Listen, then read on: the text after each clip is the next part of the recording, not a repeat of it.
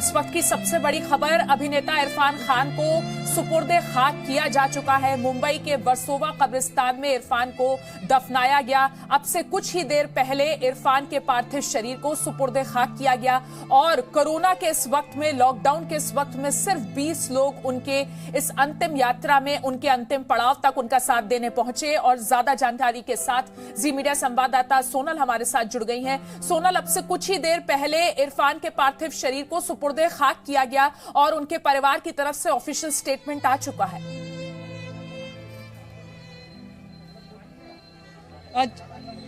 जी बिल्कुल अदिति, कुछ देर पहले 3 बजे का इन्होंने टाइम लिखा है जो ऑफिशियल स्टेटमेंट आया है। चूंकि लॉकडाउन का समय है और काफ़ी सारी यहाँ पर लोगों को सुरक्षा की वजह से लोगों को अंदर जाने नहीं दिया है। काफ़ी सारे लोग बाहर ही खड़े रह गए हैं। कुछ सिलेक्टेड लोग अंदर थे जब नमाज अदा की गई और उसके बाद उनके जो पार्थिव शरीर को सुपर्दे खाक किया गया है। हर कोई दुखी है, परेशान है।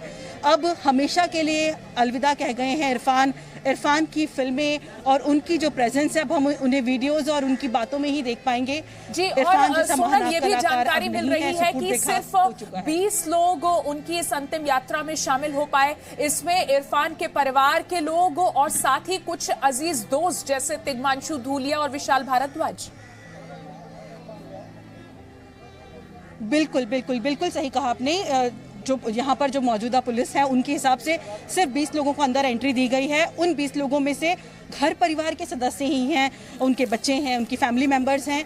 और अगर इंडस्ट्री की बात की जाए तो 2 लोग इंडस्ट्री से जो इस पूरी प्रक्रिया के दौरान कब्रिस्तान के भीतर थे, वो तिग्मांशु धूलिया और विशाल भारद्वाज बहुत ही क्लोज थे इरफान के।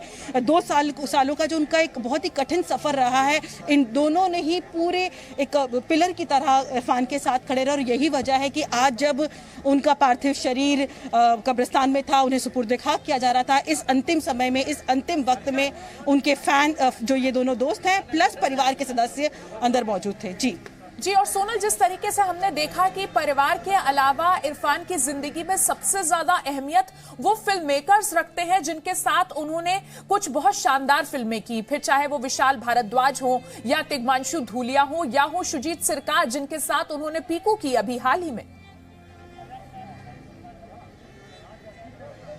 बिल्कुल आदित्य, क्योंकि बार बार हम यही कह रहे हैं कि इरफान खान की जितनी भी फिल्में होती हैं उसमें स्क्रिप्ट बहुत ज़बरदस्त होती है और जो किरदार वो प्ले करते हैं उसके मामले में वो पहले से ही बहुत ज़्यादा चूज़ी रहे हैं। चाहे वो बजट नहीं देखते, वो खाली फिल्म और स्क्रिप्ट देखते हैं, उस हिसाब से उन्होंने सारी फिल्में की हैं। और यही वजह है कि उनके सारे के सारे जो किरदार हैं वो अमर हो गए हैं, वो सुपरहिट रहे हैं और उन्होंने अच्छा खासा नाम न सिर्फ देश में बल्कि विदेशों में भी कमाया है। उनकी इंटरनेशनल लेवल पर जो उनकी वैल्यू रही है वो अब हम सभी जानते हैं कि एक बहुत बड़ा लॉस है नेशनल इंटरनेशनल लेवल पर इरफान खान का जाना। उनकी फिल्मों की अगर बात की जाए, आपने पीकू की बात की, शुजीत सरकार नेशनल अवार्ड विनिंग डायरेक्टर, और क्या कहानी थी, बहुत ही सिंपल कहानी, एक किरदार जो एक जर्नी के लिए निकल पड़ता है और किस तरह से सारी चीजें, आंखों के इशारे, उनकी बॉडी लैंग्वेज, वो जो सफर को आज खत्म करते हुए जिंदगी के सफर को खत्म कर चुके हैं। इरफान की जिंदगी की जंग आज वो हार गए और सुबह जैसे ही ये खबर आई तब से ही लगातार